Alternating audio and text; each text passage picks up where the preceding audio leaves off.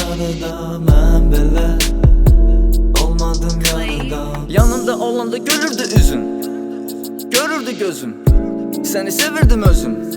Bunu bilirdin özün, çare yoktu olacağa. Su dökmüştün ocağa, hislerimle oynamıştın, çevirmiştin oyuncağa. Gündüzlerim oldu gece, eyip yok bu da geçer. Sen beni başa düşmedin ama halımı anladı yoldan geçen. Bir dediğin olmadı iki, olmadı ki.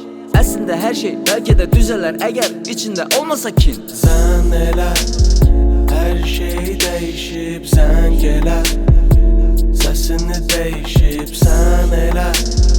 Qaldın yarıda, mən belə olmadım yarıdan. Sən elə, hər şey dəyişib, sən gələ. Səsini dəyişib, sən elə. Qaldın yarıda, mən belə olmadım yarıdan.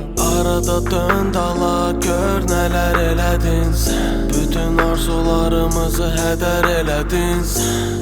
Gün gələr səni unudaram, çünki bizi pisdən betər elədin. Üzüvü yan tutursan, tanımırsan elə bil. Eləmirsən qələti, danışırsan hələ bir. Bezdirib artıq tələbin. Bunun var başqa tərəfi, gəl yaxın oturaq, əlaqə quraq. Söz verək və onun üstündə duraq. Hamıdan qıraq, hamını qıraq. Ara sıra bir-birimizə zəng vuraq. Elə, elə, elə, elə. Elə, elə, elə, elə. Sən elə, hər şey dəyişib, sən gələ. Səsini dəyişib, sən elə. Qaldın yarıda, mən belə olmadım yarıdan. Sən elə, hər şey dəyişib, sən gələ.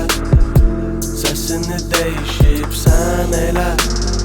Qaldın yarıda, mən belə olmadım yarıdan.